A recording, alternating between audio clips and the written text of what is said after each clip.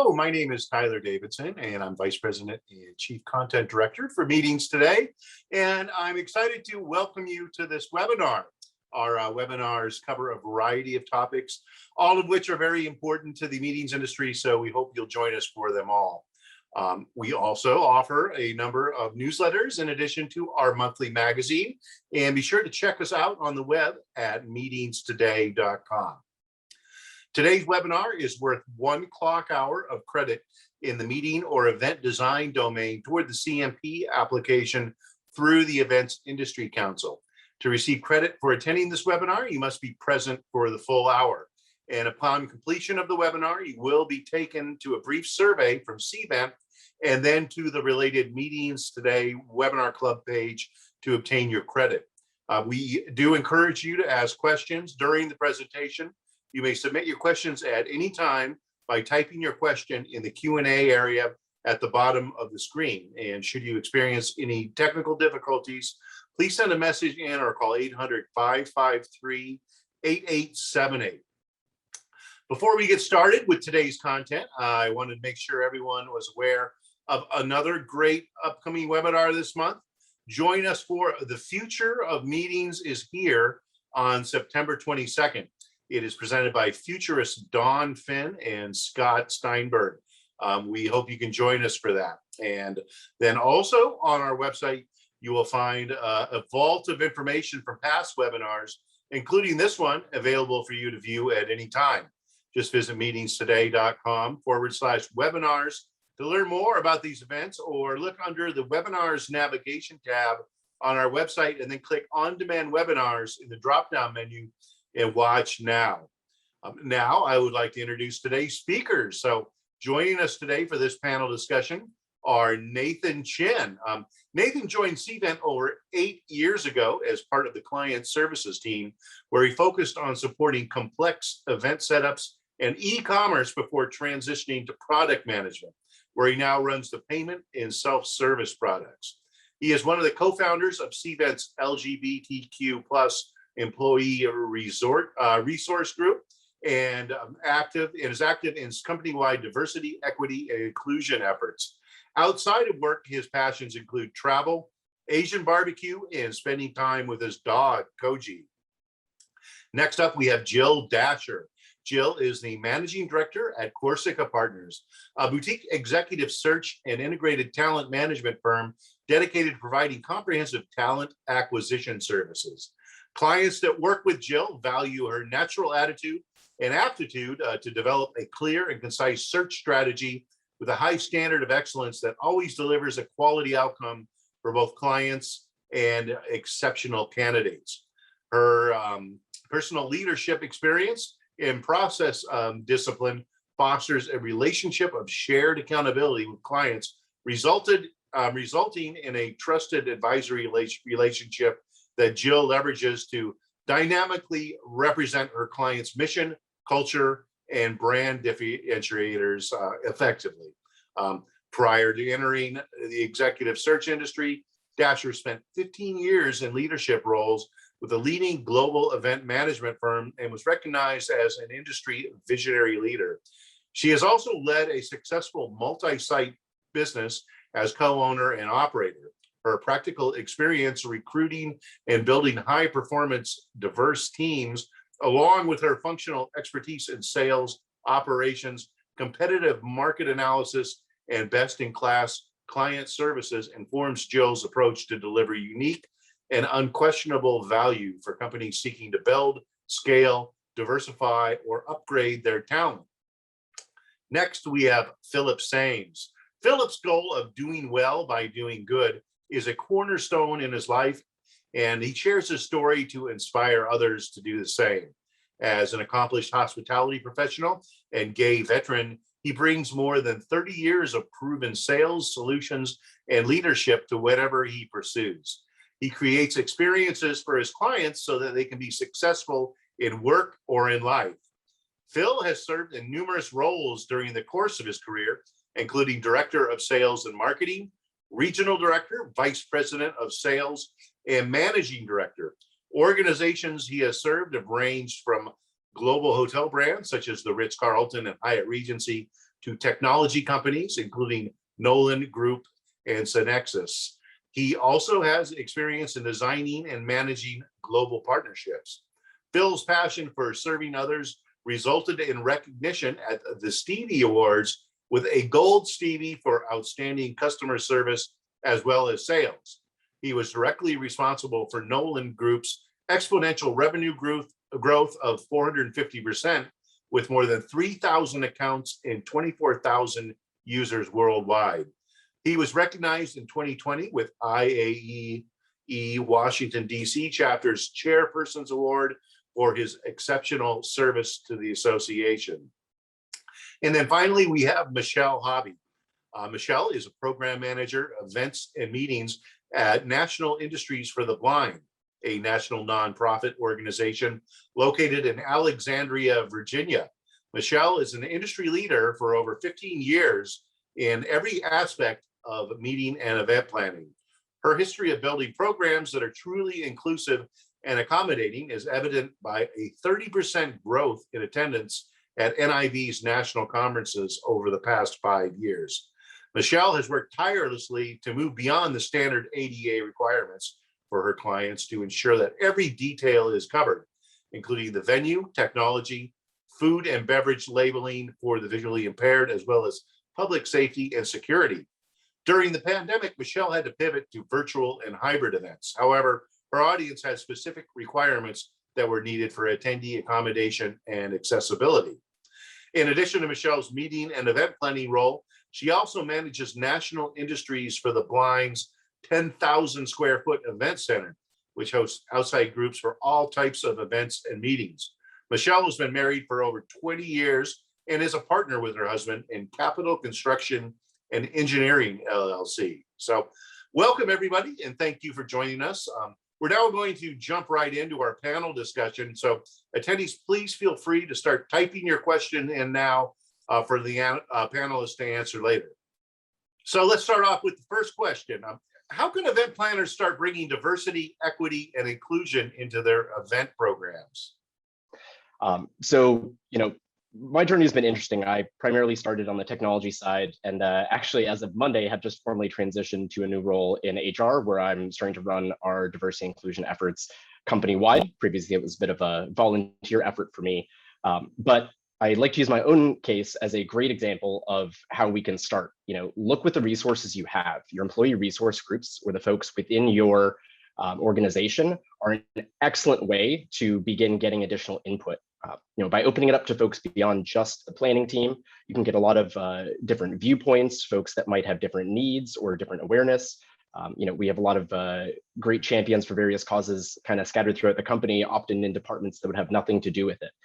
So I think talking to those folks, getting them involved, opening up to that feedback, and being open to that feedback also takes your organization being honest and a little bit vulnerable. You have to acknowledge that you might have done something very poorly for the last few years. That's not a personal slight, but you'll never make that change if you aren't open to that feedback. And if you don't have those ERGs to lean on or feel like you're not getting enough, the other best place to start is with your attendees. Just start adding those questions to your feedback surveys. After almost 11 years here of working with event planners, I can assure you they are not remotely shy about leaving their feedback, and most attendees aren't either when they want to see more women on our keynote stage or different topics for our educational tracks. So create the space for them to give those suggestions or feedback, and you'll start to have a great kind of starting roadmap for how you can improve. Yeah, and I agree, Nathan. You just have to start. When we're talking about bringing diversity and inclusion into whether it's your workplace or your events or your event teams, it's just not this quick fix that we can do. You just really have to start on this journey and this process towards this thoughtful, inclusive, process. So I think a great place to always start is looking at your own planning team. Do they reflect the audience and the community that you're serving? And if they don't, I agree, a great place to start is with employee resource groups. And if not, I think another place you can look is, who are those employees or team members that have different abilities or a unique background that could share their ideas, their experiences, their abilities on how to make any event more accessible to everyone. We often say that when you're planning for the attendee with the most challenges to overcome, you're opening up possibilities for the most people to attend and the most access. So I think if you start by making those small steps and then communicating that, so people are aware that at least you're starting a process, that's really important, that you are taking action. And then totally agree, Nathan, having some humility as you receive that guidance and feedback, because you're certainly going to get it. And I think it's really important that you take that, with some humility. So that's where I'd start. And to pick up from that, Jill, the other thing I think is sort of interesting is, according to Workforce Management, we invest $8 billion annually in DE&I. And I think the question becomes, is that really flowing over to our industry, to the events and meeting management industry? And I think my hope is that after this conversation, we can bring the awareness and to really move from the unconscious to the conscious, to really reflect and look around. And as Jill said, it's really about just starting. And then, we're at that crossroads, right? I think we're kind of coming out of a pandemic. Now's an opportunity to just step back, take a look. How are we doing business? Who did we have last year as our speakers? What do those images look like? And does it really reflect a diverse organization? Does it reflect your audience? Does it reflect your company?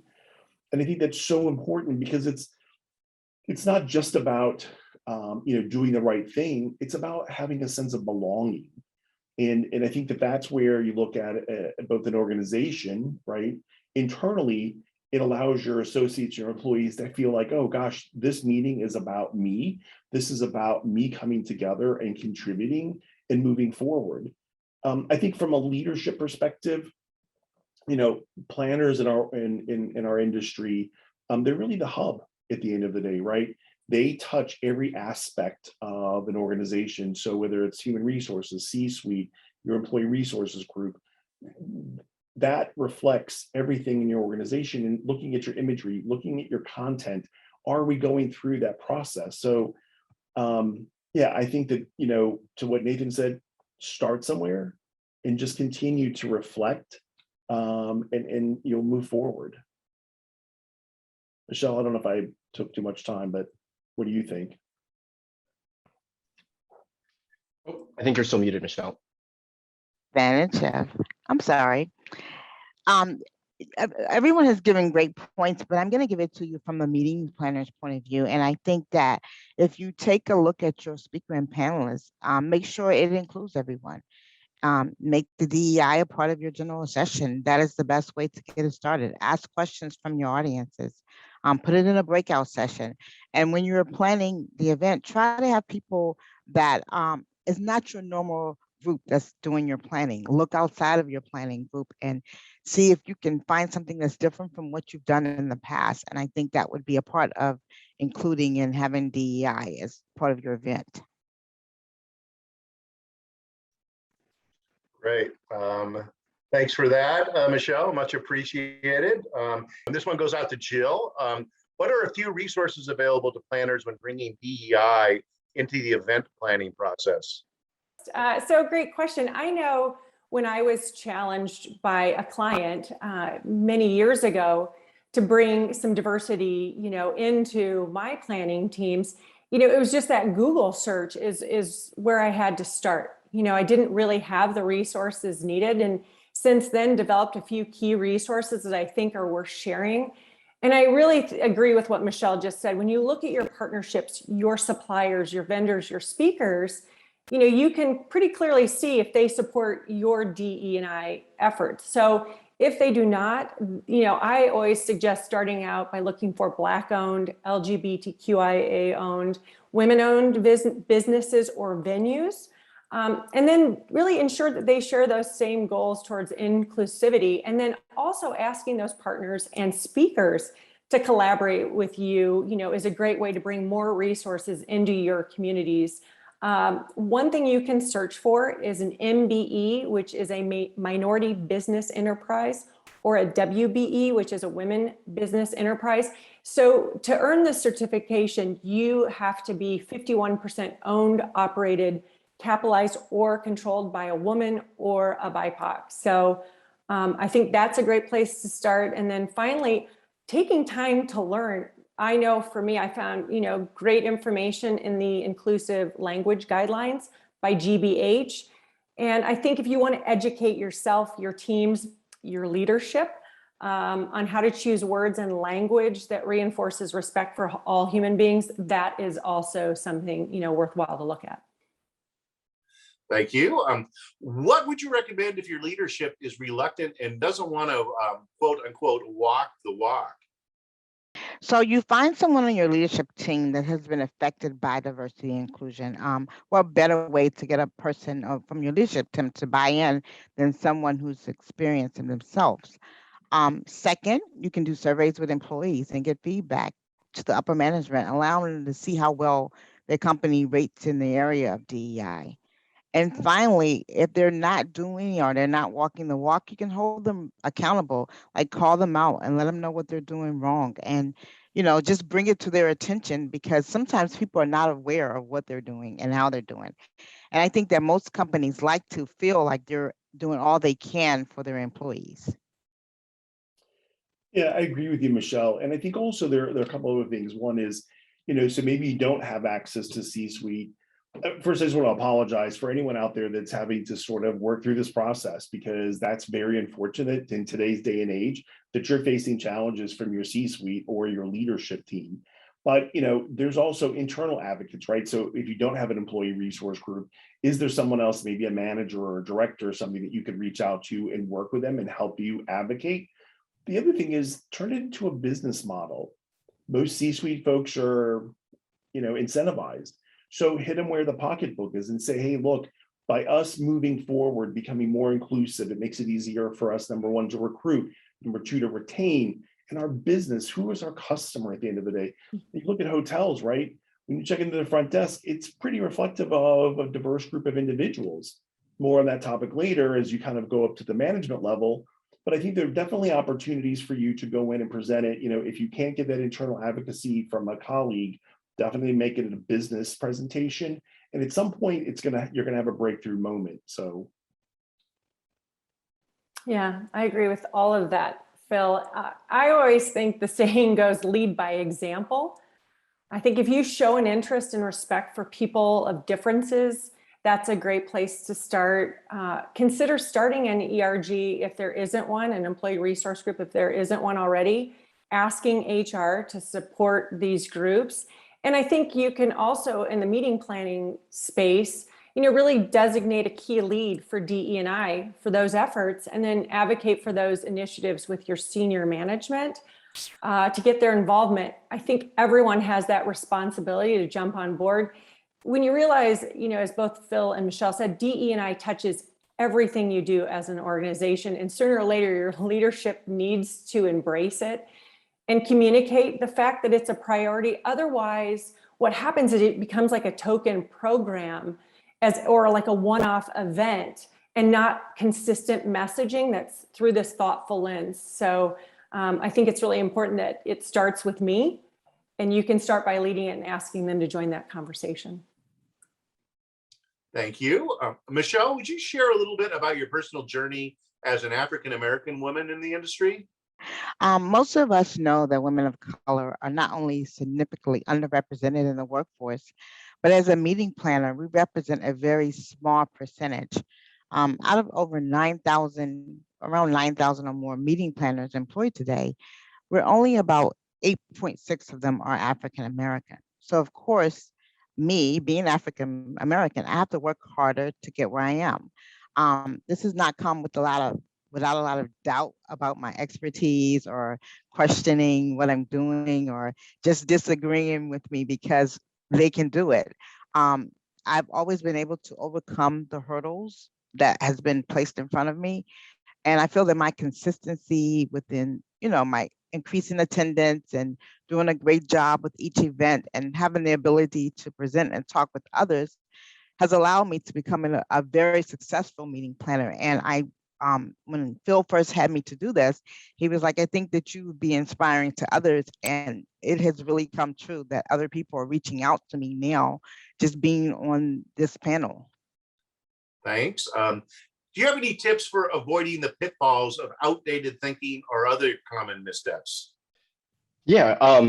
So any tips for avoiding the pitfalls of outdated thinking or common missteps? I would say, one thing we hear a lot is executives or the higher ups who aren't involved in the day-to-day planning say, I want a minority speaker of this level or this caliber, and then you go out there and look, and a lot of the time that just doesn't exist.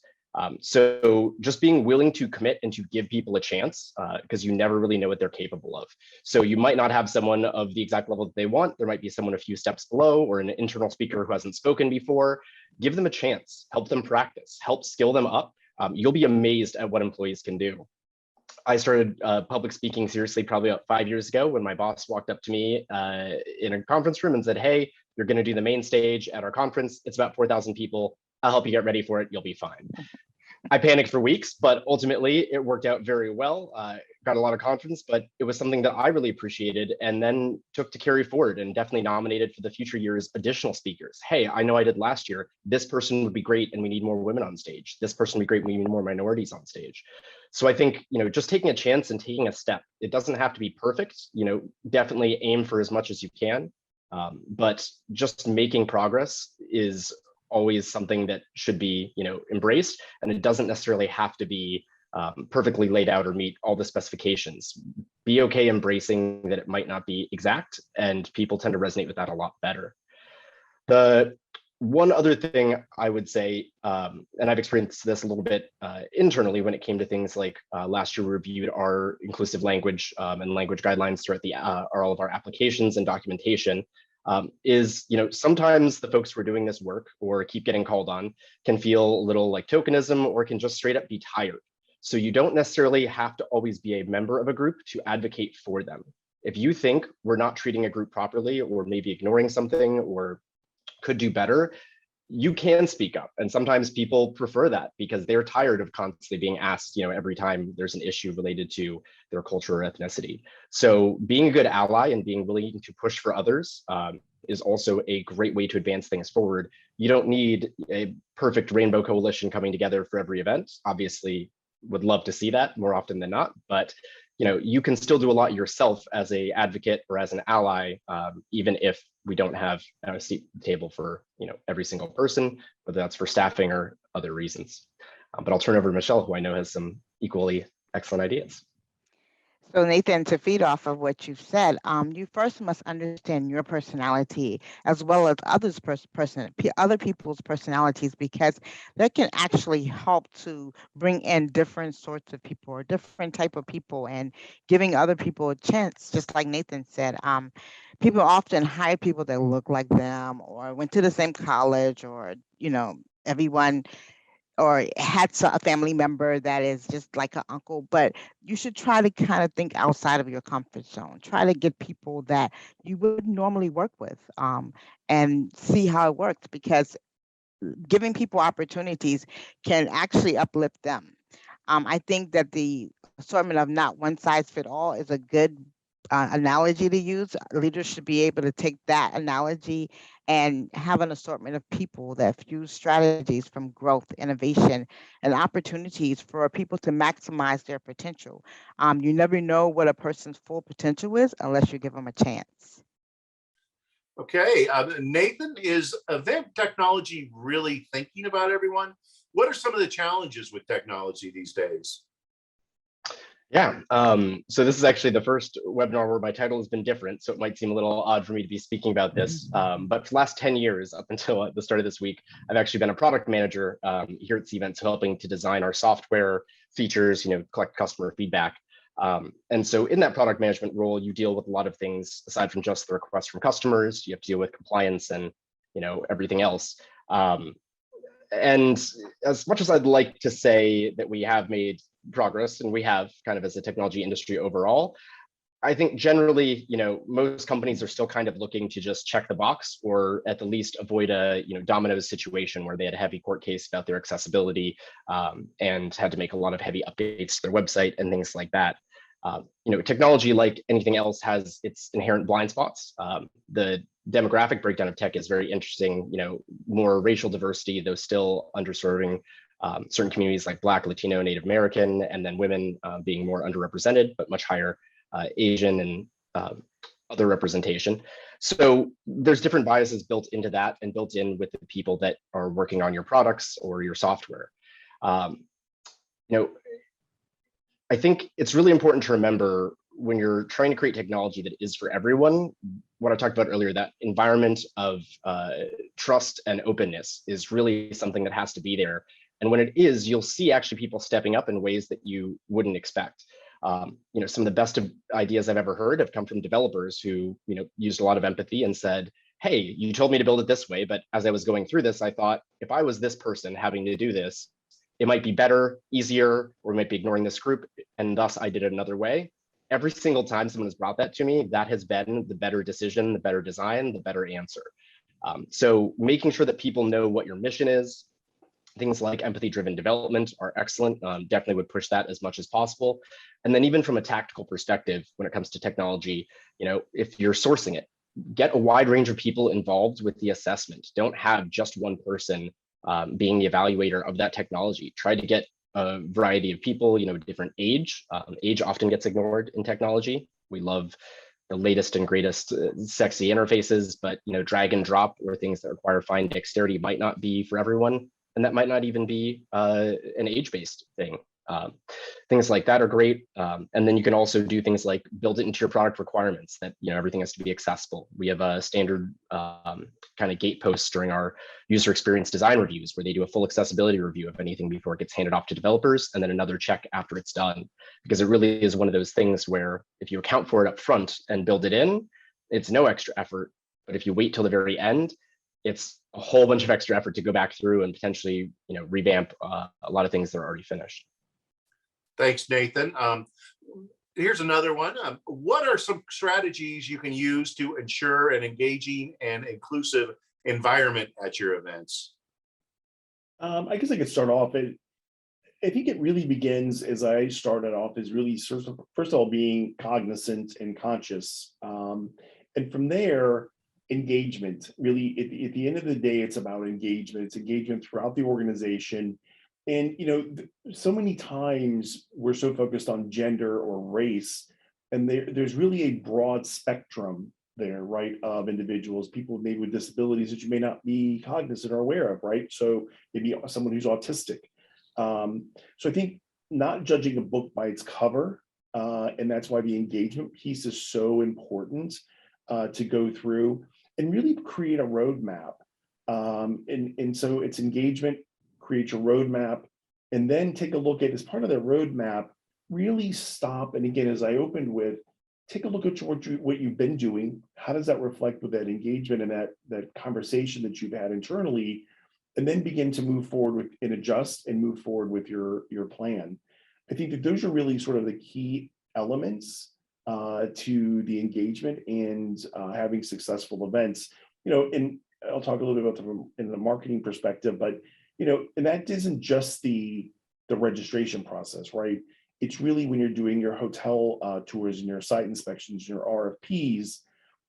Are you asking the questions? What am I going to do if I have a group that needs a gender neutral bathroom and I'm sharing the hotel or the venue with another group? How do you manage that? So I think those are all sort of things we need to, again, stop what we're doing today and really evaluate what can we do, what should we be doing based upon our demographics of our organization, who our audience is, who is our customer, and move forward from there. And I'm sure Michelle probably has some additional thoughts to that. And yeah, Michelle. Yes, and Phil is right. With you, it's not just with the registration, but it does start there. You need to ask the right questions on the registration page to make sure. When I think of DEI, it's one word that always comes in mind, and we've heard it several times today, is everyone. If you think about everyone, more of your attendees will feel like they belong or they feel like they're included. I have a colleague, and something that we've started to do pretty often is when we go to do a site visit, my colleague is totally blind. So when we go to do a site visit or test any type of software, I try to make sure that he's like my right hand man. He's there with me. He's making sure that the testing is fine. He's making sure that the experience for him or anyone else who is blind is going to be the same as any other attendees. And I feel like this helps make our attendees and our audience feel like they belong at this event. This is an event that is including me and what they're doing. Great information. I'll piggyback on that. I think Nathan said it at the beginning that, when you start that planning process, are we asking our attendees and stakeholders what they need to be successful and beyond being successful, to really feel that sense of belonging at your event? So, we've spent years asking about food allergies, but we haven't really asked those questions such as pronoun usage, accessibility needs, religious considerations that really create that safe, welcoming environment where people feel valued and heard. And I think an important consideration is also looking at that selected destination to ensure that it is safe and welcoming to all of your attendees. And then once you do choose that destination and venue, making sure that venue shares the same inclusivity goals, and look to them to confirm on how you can together create best practices to offer more accessible spaces, sessions. As you said, Phil, bathrooms might be a consideration. And I think when you share those goals of DE&I from the very start, you help identify those hurdles that you might not have thought of, up until then. So that's what I think. Thank you. Phil, why is DEI important in marketing today, and what does it look like moving forward? Thank you. I appreciate the question, Tyler. I would say that number one is it's unfortunate that, we're now saying that it's important, but the reality is it's always been important, right? We should have always been doing this, but now people are watching, people are looking, and it's getting the awareness that it really should have had all along. Before I go any further, I do want to say, going back to, I think Jill started this, is just getting started. Michelle Hobby, she mentioned, she literally just started doing public speaking a month ago. And she jumped in 2 feet and was like, okay, I'm in. And she's been a rock star ever since. And that's where, Michelle said, okay, I'm just going to get started. I've never done it before, but I'm going to do it. So I really want to applaud Michelle and her, jumping in and really making a difference in people's lives. So I know I was off topic there for a minute, Tyler, so I digressed. My apologies. But I thought it was definitely, she's worth recognizing because she's a very special person to me. I'll put it that way. So anyway, back to the marketing piece. So, as we look at marketing today, again, it's going back to, being conscious, right? Reviewing, but also I think that it's important for organizations, and, we're talking about, venues and planners and such. I would push back and ask the question at your venue or hotel, what is your DE&I? I guarantee if you ask for a proposal today from a venue or a hotel, you will not see DE&I anywhere in that proposal, right? And so as a meeting planner, right, for myself where I am today, I'll put on the RFP, DE&I, is that important? What is your DE&I stance? What is your makeup of what are your demographics? Because that's the marketing that hotels have to do. But it goes back to what I shared earlier, which is it starts with the meeting planner. The meeting planner makes those decisions. And so I guarantee you, if meeting planning or meeting planners started requesting through the great platform of Cvent, was that okay, Nathan, to give that plug? I'm just checking. So as they do sourcing, put on their request, what is your DE&I stance? What are you doing? What are your demographics? Because at the end of the day, what gets measured gets done. And until we start asking those questions, we're not going to change things, right? So corporations like Target, for instance, is a good example. Great company, you can see that is reflected in their advertising and marketing today. But when, again, that $8 billion investment, is it really flowing over to our marketing and our inclusivity and sense of belonging in our meetings? Just a couple of statistics. in 2019 was the last data that was available. Here are 3 hotels. Like, so when we talk about putting our money where our mouth is, 3 top hotels for Forbes for DE&I are chains. And there are a lot of great hotels out there. I'm not trying to be disparaging, but the number one for DE&I was Marriott. You know, they're ranked 27th best employers for DE&I internally. And then you go down to Hyatt and Intercontinental Hotel Group, IHG. So again, force those other organizations to be cognizant and conscious of what they're doing. How are they doing it? So when you do those RFPs, number 1, DEI, make sure the hotels have that marketing collateral. Number 2, put your money where your mouth is. Either it's for meetings or your personal trips. You know, if Marriott's doing a great job or IHG, and again, Hilton's great, all the brands are great, but we've got to go with the facts. And that's the only way we're going to change that mindset. And it goes to the marketing. And that's what it's going to look like moving forward. Is it's got to be included. It's got to be part of your marketing material, because your end user, your planners, your travelers, they're the ones that are going to be watching and looking. Okay. All right, everyone. What is the one thing you wish you knew when you started incorporating DEI into your event and marketing programs?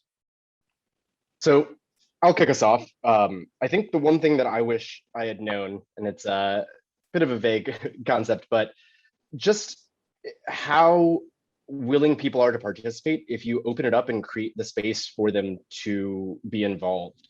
We have so many folks that when we've mentioned, you know, that this is a focus for the company, we'll get messages on the side about ideas that people have had that never would have come up otherwise if we hadn't made the comment or let people know that this was something that's important to us. Because especially if you're a new employee, or if you're, you know, and minority employee in many cases, you might not want to rock the boat, or, you know, draw attention or bring up things where it isn't being asked. So really just making it clear that it is a priority for you as an organization to improve these, and making it an open question to everyone. It doesn't matter if they're involved in planning the event, creating a content, or if it's finance or HR that might not even be going. You know, you have so many people with diverse, passionate interests when it comes to these areas that can give input.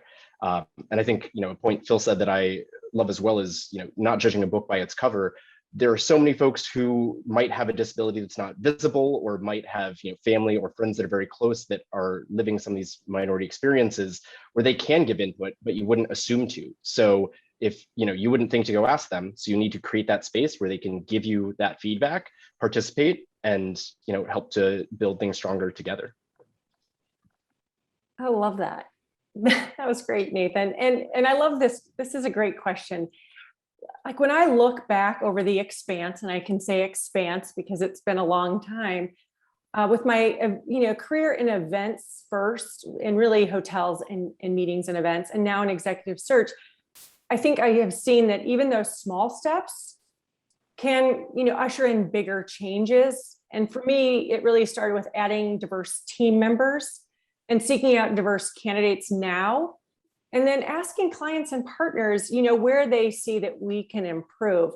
I feel really fortunate. I had this client that I mentioned, you know, at the beginning of this webinar, who later became a mentor to me. And she asked me in 2014 to consider, like, where is your diversity in your planning teams? And she didn't rule us out of the mix. We actually earned her business, but she really encouraged me to cultivate teams that spoke to different clients, different audience, different abilities that I might not be considering. And then, you know, even though that team at the time wasn't diverse as they probably wanted, she worked with me along the way to really align our teams with her organization's mission and vision around vendor diversity. And I think that encouragement and probably the lightning rod was just what I needed to start this journey, and nudge me that place of advocacy that I'm in now. And sitting in executive search, it's really important to me that I advocate now for diverse candidates, and really look for them and include them in the mix, and not judge a book by its cover, but really dig in a little bit deeper to find out someone's true why, and create alignment for them in that way. Agreed. And I, you know, I think I'm probably the slow one on the panel, so my apologies up front. But, you know, I go back to awareness. I think that I wish, you know, look, I'm being very frank. Up until a couple of years ago, I was completely unaware of our industry. And, you know, only through engagement with clients and my colleagues and my friends Did I become sort of aware that, gosh, I look at an event and I look at their speakers and I'm like, it's pretty pale, male, and stale, and that's not my term. I didn't coin it, but I love it, and I think it's so appropriate because it's true. As we look through the speakers or the agenda, or who's planning it, is it really reflective of where we are today? Again, another conversation with a planner that I had the other day, and we become so comfortable, right? It's very similar, like going to your same restaurant. You love the restaurant, you order the same food. It's not because you're bad, or you're a racist, or you're discriminating. It's just that it's a comfort, right? We're familiar with what we know, and it's time to change that restaurant. It's time to change that plate or that particular menu item, and it's time to get out there and be uncomfortable. We've got to be a little uncomfortable. Otherwise, we're not, what is it? No pain, no gain. We've got to be able to push forward, be uncomfortable to make a difference, because at the end of the day, this is about bringing people up and bringing people together and helping them move forward as a society, right? That's what this is all about. And we can't do that unless we're really aware of what we're doing on a day-to-day basis. I will now close.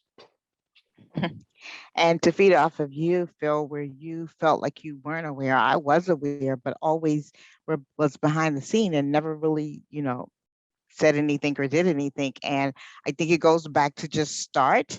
I'm just starting now. So I am making sure that DEI is up in front and people are going to hear it and they're going to see it, and making sure that our panels are diverse, making sure that we have everyone participating and doing things within our event. So this has been great for me to be a part of this, because it's so many things that I wanted to say before, but now I feel like I have the guts to get it out there and say it and do it. Okay, thanks everyone for the great informative presentation so far. Let's jump into our Q&A session. You may submit your questions, everyone out there in the audience, by typing them in the Q&A area at the bottom of your screen. So let's jump right into the questions. Our first question is, how do you create diverse events when leadership doesn't see the need for diversity? Mm-hmm. I probably can speak the least on this. I'll let some others jump in, but I think one of the ways, and going back to a great point Michelle had earlier, is kind of understanding people's motivations. You need to know what motivates your leaders. Is it the emotional argument? Is it the business argument? What gets their attention? For ours, it tends to be the bottom line. So presenting, there's so many great studies about the business case on diversity, why it matters, or pulling up things like past feedback we've gotten that, showing that people have been actively asking for it. But I think tailoring your arguments or your counterpoints to their opposition based on the person is a very effective solution that I've seen for that.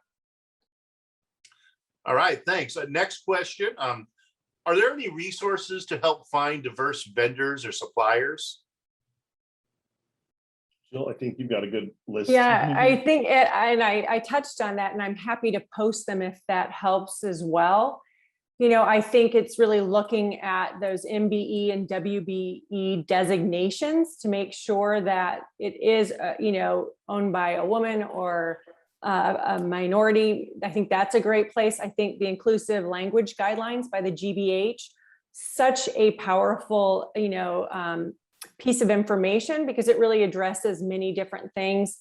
And then, I think also, going back to your partners, your vendors, your speakers, reaching out and asking them and asking their communities to participate with you in your planning. They will also give you resources. I found, initially when I didn't have those resources and I reached out to my clients and my partners, they were really willing to share resources with me. And that proved to be a great starting point.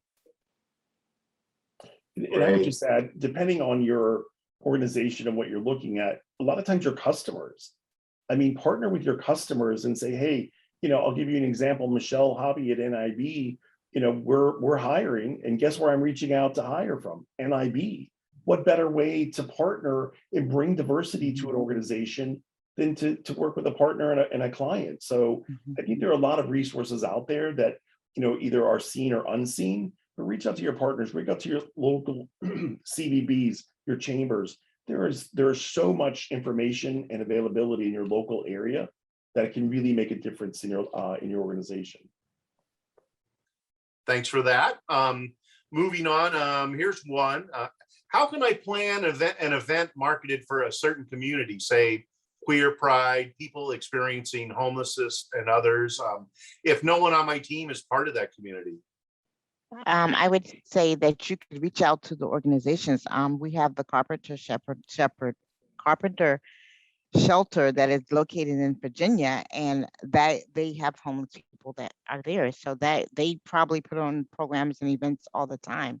So I would say reach out to them. Or, I mean, it goes back to use your resources, use people that you know. Sometimes you can get really good advice from just someone that is not doing it every day, because they're looking at it from a different point of view. So Interesting. Yeah, I would just double reiterate what Michelle said. Local organizations and partnerships, ask your employees if they know of any good ones. We've gotten so many great local nonprofit recommendations that we partnered with for educational events or many others, and many of them would love, to help educate a corporate sponsor or help weigh in on those. So definitely working with local groups on the ground, national groups, just a wealth of options out there that are great partners for any of those.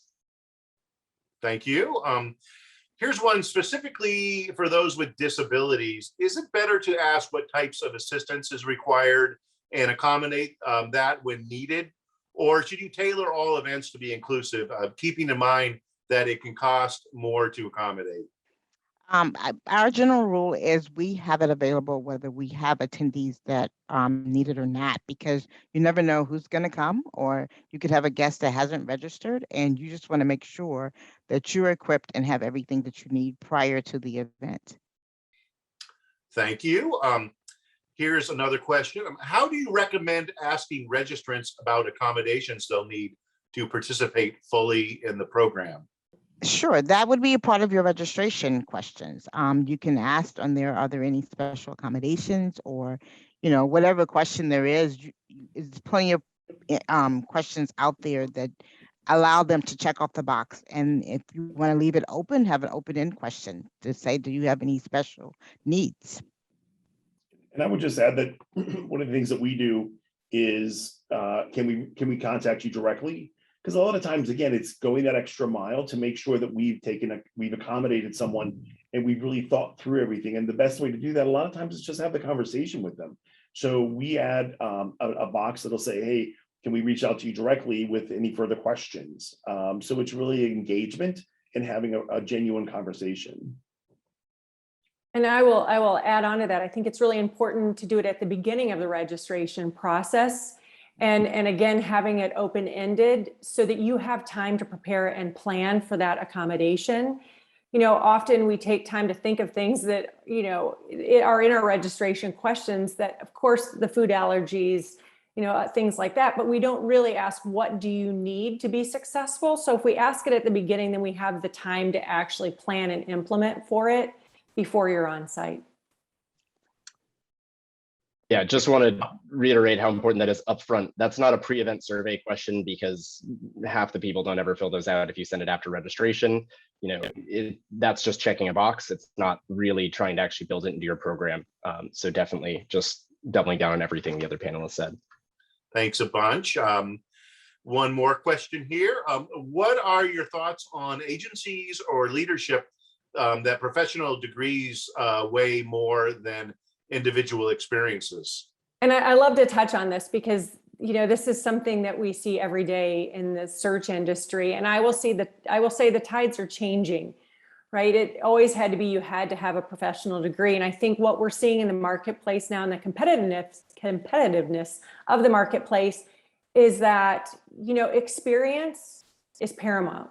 And so where before we saw that it was a requirement you had to have that degree, I think employers and agencies are now going back and looking at who is the best candidate, because they may have had a hurdle to get that degree or professional, certification. So they're really looking at who's the best candidate, who has the best experience, and how do we bring that into the mix instead of precluding them from the mix because they don't have that degree. So I do see a shift in that, and we talk about it quite often, in the world I sit in today.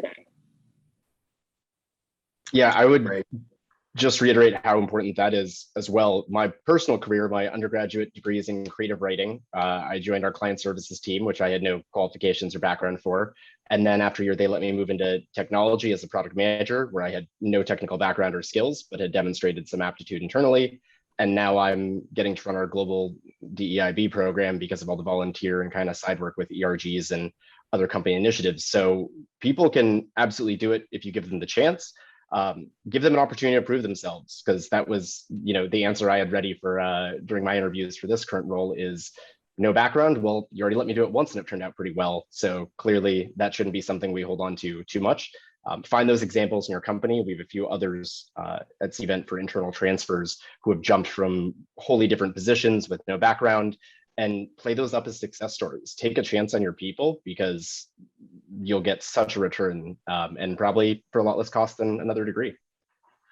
And I would just add to that, Nathan and Jill, and I flip it around, right? So Nathan, you with the degree and all that, if you can't tell, I'm a little more mature.